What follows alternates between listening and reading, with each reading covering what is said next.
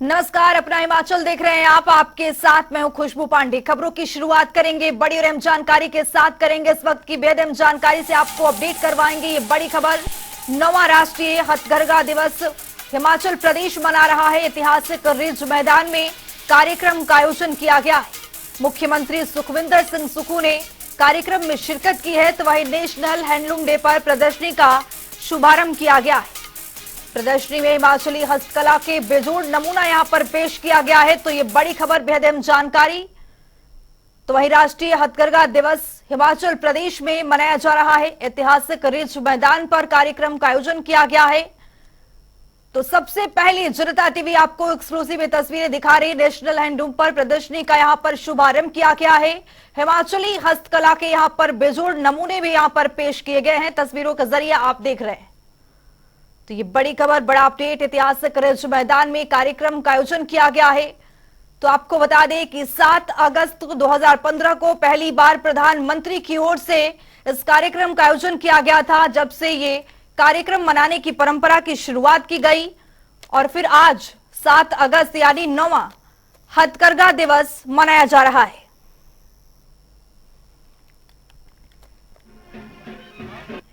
इस दस्ता रद्द हुई थी, उससे उस समय काफ़ी जो कानून के ज्ञाता थे उन्होंने कहा था कि ये सदस्यता इतनी जल्दी रद्द करना बहुत गलत बात है। और देश के सर्वोच्च न्यायालय ने जब उनकी सदस्यता बहाल की तो इस बात का इंगित करता है कि सच बार बार झूठ का सामना करता है और झूठ बार बार सच से टकराता है। अंत में जीत सत्य की होती है। ये सच की जीत है, लोकतांत्रिक मूल्यों की जीत है।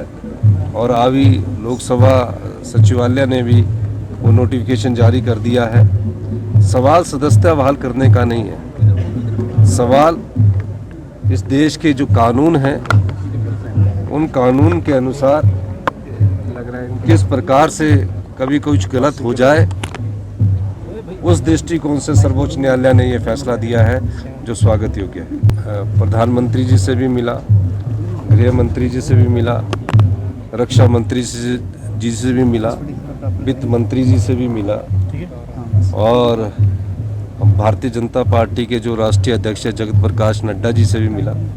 सबके सामने हमने एक बात रखी और ये कहा कि ये आपदा है, इसमें कोई राजनीति नहीं होनी चाहिए। और इस आपदा के समय भारत सरकार की तरफ हम देख रहे हैं और भारत सरकार से हमें मदद की ज़रूरत है। हमारे जितने संसाधन हैं वो हमने खोल दिए हैं। चाहे वो बागवानों की बात है, वहाँ भी हम 110 करोड़ रुपए अपनी जेब से दे चुके हैं। चाहे वो कुल्लू की त्रासदी की बात है और हमने रिलीफ मैनुअल भी चेंज कर दिया है। इन सब दृष्टिकोण से मैंने सभी नेताओं से बात की है और मैंने जो हमारे गृह मंत्री हैं उनसे ये अनुरोध किया कि हमारे जो 315 करोड़ 21-22 के और 22-23 के एजी ने जो ऑब्जेक्शन लगाया था उसके पड़े हैं, वो तो तुरंत आप रिलीज कर दीजिए। जो हस्तकरघा हमारे उद्यमी हैं, जो हमारे डिज़ाइनर हैं, उन सबको बहुत बहुत शुभकामनाएं देने जाता हूँ कि आज हैंडलूम डे के मौके पर माननीय मंत्री हर्षवर्धन जी ने हमें बुलाया और हम इसमें अभी उसमें इसका शुभारंभ करने के बाद फिर मेरा अपना सचिवालय में होते हैं, वो आउटसोर्स के माध्यम किसी ठेकेदार के माध्यम से लगे होते हैं। इसलिए इस प्रकार के कोई विवाद बड़ी बात नहीं होती है। कोई किसी के पास काम करता तो निकाल दिया, अब इसमें उनकी ग्रेवेंसीज सुनेंगे। तो अगली बड़ी खबर से आपको अपडेट करवाएंगे। बड़ी खबर सामने आ रही, हिमाचल में एक बार फिर से आसमानी कहर जारी। ये बड़ी खबर, बेहद अहम जानकारी। शिमला सहित कई शहरों में जोरदार बारिश हो रही है। बिलासपुर में भी 5 घंटे में 180 मिलीमीटर पानी बरसा है। तो आपको बता दें कि अगले 72 घंटे में कमजोर पड़ेगा मानसून। इससे पहले कि यहां पर एक बार फिर से आसमानी कहर देखने को मिल रहा है। 10 अगस्त को फिर बारिश का यहां पर ऑरेंज अलर्ट जारी किया गया है। तो ये बड़ी खबर, बेहद अहम जानकारी। हिमाचल में एक बार फिर से आसमानी कहर जारी है। अगले 72 घंटे में मानसून के कमजोर पड़ने का यहां पर आशंका जताई जा रही है 10 अगस्त को एक बार फिर से ऑरेंज अलर्ट जारी किया जाएगा। तो वहीं आपको बता दें कि शिमला समेत कई शहरों में जोरदार बारिश हो रही है।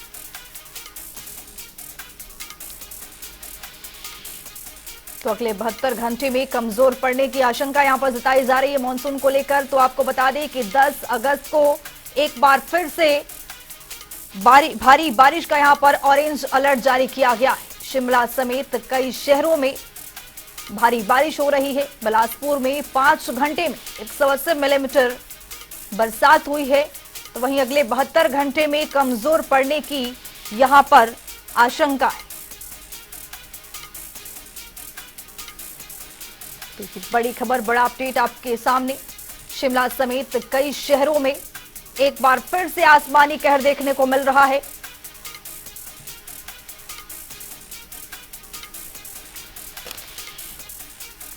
तो आपको बता दें कि यहां पर आसमानी कहर देखने को मिल रहा है।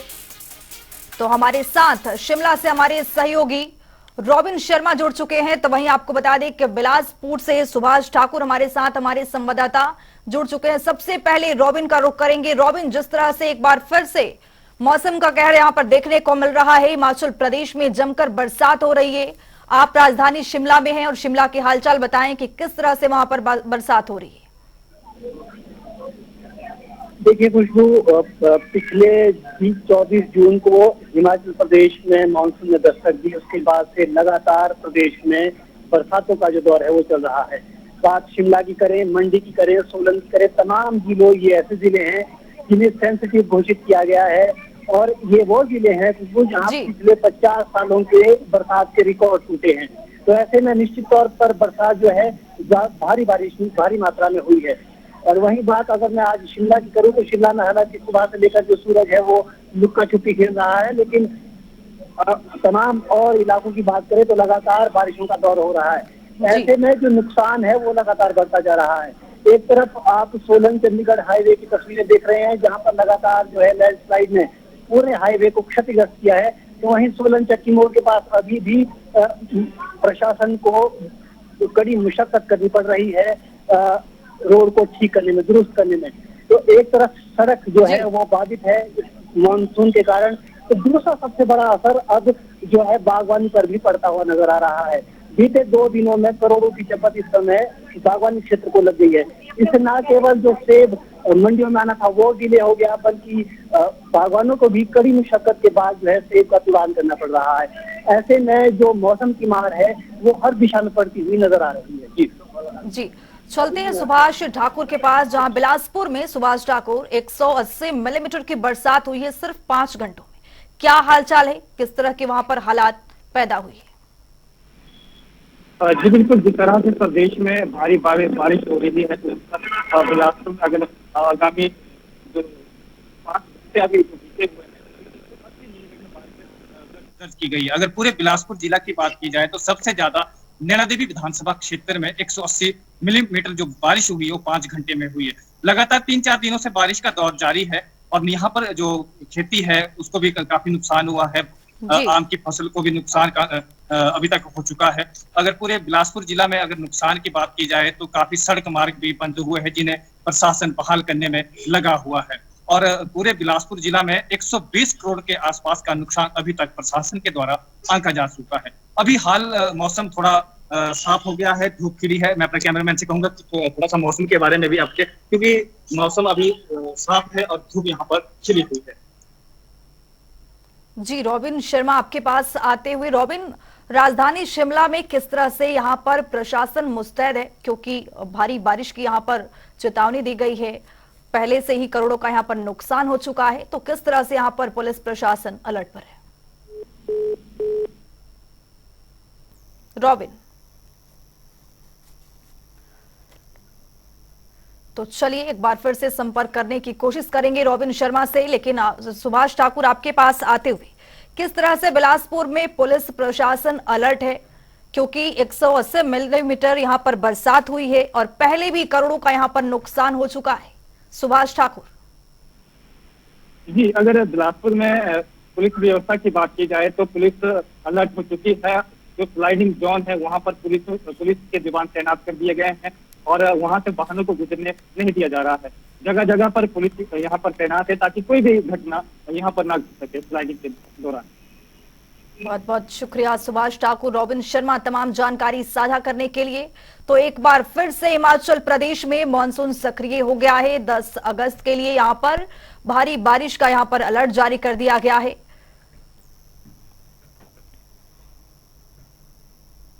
हिमाचल में बारिश का कहर इस कदर बरप रहा है कि लोगों की जान आफत में आ गई है। कहीं पहाड़ गिरने से बड़े हादसे हो रहे हैं तो कहीं टूटी सड़कें लोगों की जान ले रही है। पहली तस्वीर हमीरपुर की है, जहां पहाड़ का एक टुकड़ा एक शिक्षक पर जाते हुए गिर गया है। गनीमत रही कि इस हादसे में किसी के जान की माल के नुकसान नहीं हुई, लेकिन वहीं दूसरी तस्वीर नालागढ़ की है, जहां एक ट्रक पुल की रेलिंग तोड़कर नदी में गिर गया है, जिसमें ट्रक चालक की यहां पर मौत हो गई है।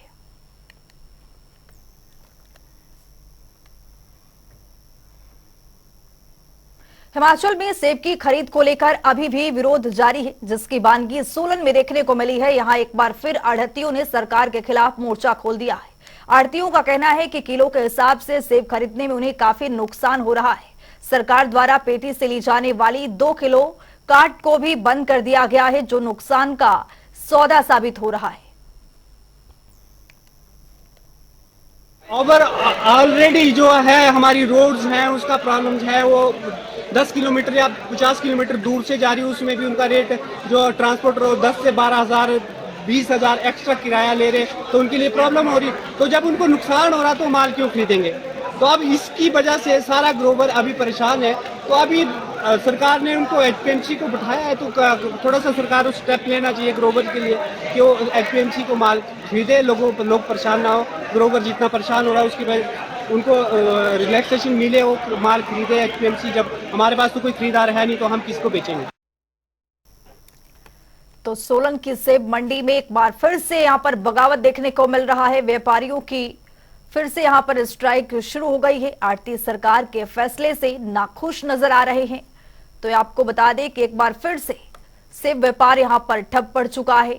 लगातार आढ़तियों की ओर से यहां पर सरकार के खिलाफ मोर्चा खोलने की तैयारी है। लगातार आढ़ती परेशान हैं। आढ़ती सरकार के फैसले पर यहां पर सवाल उठा रहे हैं। तो वही आपको बता दें कि एक बार फिर से व्यापार यहां पर सेब का व्यापार ठप पड़ गया है। सोलन की सेब मंडी में बागवान परेशान नजर आ रहे हैं। तो वहीं आपको बता दें कि आढ़ती सरकार के फैसले पर नाखुश हैं। तो एक बार फिर से आढ़तियों की ओर से यहां पर सरकार के खिलाफ आढ़ती ने मोर्चा खोल दिया है। सोलन की सेब मंडी में व्यापारियों के एक बार स्ट्राइक फिर से यहां पर शुरू हो गई है।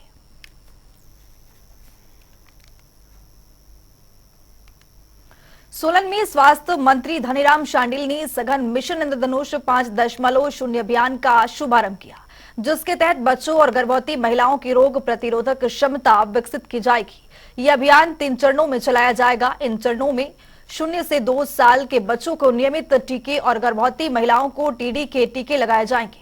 स्वास्थ्य मंत्री धनीराम शांडिल ने इसका मुख्य उद्देश्य बताते हुए कहा कि जो बच्चे टीकाकरण के लिए रह गए हैं उनका टीकाकरण जल्द से जल्द किया जाएगा, ताकि उनका शारीरिक और मानसिक विकास अच्छे से हो सके। उन बच्चों के लिए जो अभी तक लेफ्ट ओवर रहे हैं, चाहे कोई माइग्रेंट हो, चाहे कोई ऐसे हो जो कि व्यस्तता के कारण ना पहले लगा सके हों, या कोई ऐसे हो जिन्हें ना भी मालूम हो, उस प्रकार के टीकाकरण को आज से आरंभ किया जा रहा है पूरे प्रदेश में। क्या मैं समझता हूँ देश में भी ये कार्यक्रम चला हुआ है, और जैसे हमारे सोलन डिस्ट्रिक्ट में जगह जगह पर इसके कैंप लग रहे हैं और उनको पूर्व निर्धारित कार्यक्रम के अनुसार बता दिया गया है। All the things which are attacking the children, उनके लिए ये इम्यूनाइजेशन प्रोग्राम का कार्यक्रम किया है। इसका शुभारंभ आज किया है और सोलन के इस अवसर से मैं इस प्रोग्राम के सभी संचालकों को, खासकर जो डॉक्टर सोनिका एंड जो यूएन को रिप्रेजेंट कर रही हैं, उनका दोनों का भी अभिवादन करता हूँ, स्वागत करता हूँ हमारे इस हॉस्पिटल में कि वो आई हैं और यूएन को रिप्रेजेंट किया है। स्वास्थ्य मंत्री डॉक्टर कर्नल धनीराम शांडिल ने जंजघर में यूनाइटेड वेटरमैन एसोसिएशन के समारोह की अध्यक्षता की। इस दौरान उन्होंने जीवन में अनुशासन की अहमियत बताई। इसके साथ ही मंत्री शांडिल ने जानकारी दी कि चिकित्सा संस्थानों में 700 नर्सों के पदों को भरने की प्रक्रिया शुरू की जा रही है और इनमें से 97 पदों को हाल ही में भरा गया है। हालांकि उन्हें ये भी दावा किया है कि प्रदेश में 200 विशेषज्ञ चिकित्सकों की कमी है, जिन्हें जल्द ही चरणबद्ध तरीके से भरा जाएगा। करनी हो तो उसके लिए हमेशा तैयार रहना चाहिए। त्रासदी फेस करनी है तो अब हमने देखा कितने लोग भी जाने गए। अब रिकॉर्ड में हम 200 बोलते, कोई 250 बोलते, लेकिन न जाने अभी तक भी जान माल का ठीक नुकसान हमने आकलन कर सके। हम हर कैबिनेट मिनिस्टर, हमारे माननीय हमारे मैं कहता हूँ मेरी वाइब्रेंट मुख्यमंत्री हैं, वो स्वयं राहत कार्य में सबसे आगे रहते हैं। सबसे आगे जाकर कुल्लू, मनाली और मंडी के क्षेत्रों में उन्होंने राहत कार्य किए। जो फंसे हुए हमारे वहाँ पे जो बाहर से आगंतुक आते हैं, टूरिस्ट आते हैं, उनको निकाला।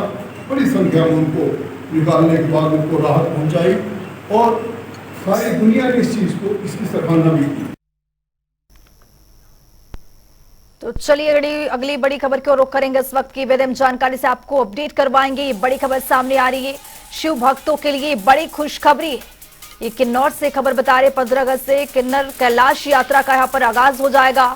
तो वहीं 30 अगस्त से चलेगी किन्नर कैलाश यात्रा। ये बड़ी और बेहद जानकारी। 5 अगस्त से जारी है यात्रा के लिए पंजीकरण। तो वहीं आपको बता दें कि भारी बारिश के चलते यहाँ पर देरी से यात्रा चल रही है। ये बड़ी खबर, बेहद जानकारी। किन्नौर से ये बड़ी खबर, शिव भक्तों के लिए ये बड़ी खुशखबरी है। तो वहीं 15 अगस्त से एक बार फिर से यहाँ पर यात्रा का शुभारंभ कर दिया जाएगा। तो आपको बता दें कि 30 अगस्त तक चलेगी किन्नर कैलाश यात्रा। पर्याप्त मात्रा में होगी जवानों की यहाँ पर तैनाती। सुविधाएं आपको बता रहे रैपिड एक्शन दल का यहाँ पर गठन भी किया गया है। वर्ष होनी थी 1 से 15 अगस्त, उसको जो स्थगित किया गया था वो 15 अगस्त से 1 सितंबर तक चलेगी। बट इसमें कंडीशन ये रहेगी, अगर वेदर परमिट करेगा तभी यात्रा होगी। अगर हमें इस बीच लगता है कि वेदर खराब हो रहा है, ऑरेंज अलर्ट या रेड अलर्ट जैसी संभावनाएं हैं, तो इसको स्थगित या कैंसिल भी किया जा सकता है। जो तैयारियां हैं सभी विभागों ने लगभग पूरी कर ली हैं। जो 2-4 चीज़ें करने वाली रह गई हैं वो भी 10 अगस्त तक कर ली जाएंगी। तो हम होप करते हैं इस बार की यात्रा अगर वेदर परमिट करेगा तो हम कंडक्ट कराएंगे और सेफली होगा। धन्यवाद। तो चलिए अगली बड़ी खबर को रुख करेंगे। नालागढ़ के तहत भाटिया के साथ धुंधली नदी में जेसीबी मशीनें लगाकर रात के समय में अवैध खनन करने का मामला सामने आया है। पिछले 2 सालों से लगातार धुंधली गांव में एक व्यक्ति की ओर से 4 ट्रक और एक जेसीबी मशीन लगाकर नदी के बीच अवैध खनन किया जा रहा है। और अब अवैध खनन की वजह से जहां आरोपी करोड़ों का कारोबार कर रहा है, तो वहीं अब नदी की हालत बद से बदतर होती जा रही है। लेकिन प्रशासन का इस ओर कोई ध्यान नहीं है। हमारी दिक्कत है जी, जो हमारी धुंधली में जमीन पड़ती है वहाँ पे खनन हो रहा, दिन रात खनन हो रहा, जिससे हमारी जो जमीनें यहाँ लगती है नदी के साथ में, वो सारी जमीन को बहुत ही खतरा हो गया है। और यहाँ पे ये सरकारी स्कीम लगी हो पानी की, वो भी तकरीबन वो भी खतरे के निशान से खत्म ही हो रही है। लगभग 1.5 साल से जबरदस्ती खनन हो रहा, रोकने पर पिंड वालिਆਂ ਤੇ कोई नहीं रोकता, उल्टा डरांदे आ। बाहर से बदमाश बंदे लिया के रस्तियां चौंकां दे विच रोके हुए आ। जे कोई प्रशासन आंदा तो वो पहले ही अगे फोन कर देंगे, प्रशासन आंदा ही नहीं, पुजन ही नहीं देंगे, उन्होंने मशीना कढ़ के बाहर ले जाते, टिप्पर बाहर ले जाते आ। वहीं नालागढ़ पुलिस ने अवैध खनन माफिया पर बड़ी कार्रवाई की है। पुलिस ने एक जेसीबी मशीन और एक टिप्पर समेत 2 ट्रैक्टरों को अवैध खनन करते हुए पकड़ा है। लेकिन नदी में पानी का बहाव तेज होने के कारण 2 ट्रैक्टरों को पुलिस थाने तक नहीं ले पाई, जबकि पुलिस ने एक जेसीबी मशीन और एक टिप्पर को अपने कब्जे में ले लिया है। फिलहाल पुलिस ने मामला दर्ज कर आगामी कार्रवाई शुरू कर दी है। सूचना मिली थी हमें माननीय एसपी साहब से कि आप अंदरउल्ला खड्ड में जाएं, वहाँ पे माइनिंग हो रही है। उस पर मैंने जोगों वाले नियरेस्ट जो मेरी चौकी है वहाँ से हवलदार नरेश को, उसकी टीम को भेजा था।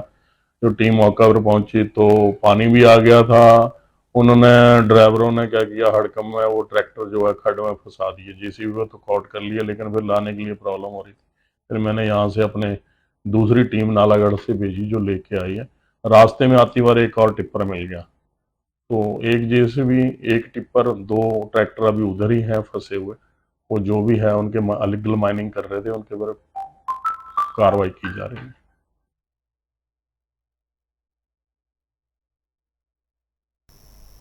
नूरपुर के दोहरे हत्याकांड में रोज नए खुलासे हो रहे हैं। हालिया मामले की बात करें तो मामले में आरोपी बताए जा रहे अंकुश का घर रहस्यमयी तरीके से जल उठा है, जिसके बाद मौके पर पुलिस फोर्स और फॉरेंसिक की टीमें पहुंची है, लेकिन अभी तक आग लगने के कारणों की पुष्टि यहां पर नहीं हो पाई है। जानकारी के मुताबिक इस पूरे घटनाक्रम पर मामला दर्ज कर छानबीन शुरू की गई है। बहुत जल्द इस पूरे मामले का खुलासा होने की भी उम्मीद है।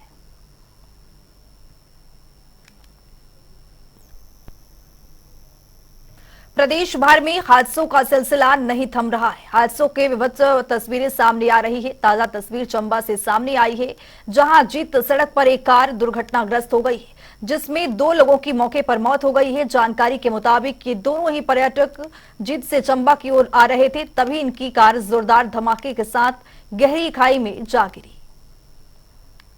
आज करीब 4 बजे यहाँ एक्सीडेंटल केस आया था। बनेरा के पास एक्सीडेंट हुआ पिछली रात को, तो उसकी हालत ज़्यादा ठीक नहीं थी, तो उसको हमने ट्रीटमेंट यहाँ पर कर दी है और यहाँ से उसको कनाडा के लिए रेफ़र कर दिया है।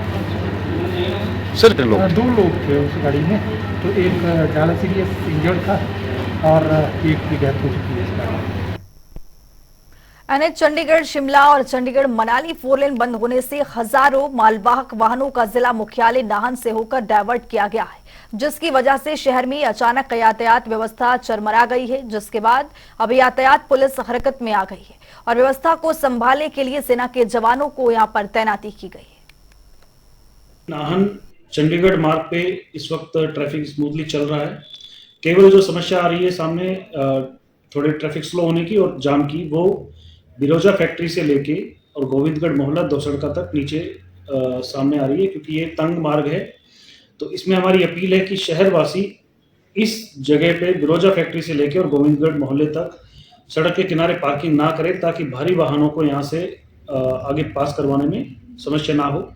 सिरमौर पुलिस ने इस मार्ग पर जितने भी जो तंग मोड़ हैं, वहाँ पे सभी जगह पे अपने पुलिस फोर्स के व्यक्ति हमारे वहाँ पे तैनात हैं।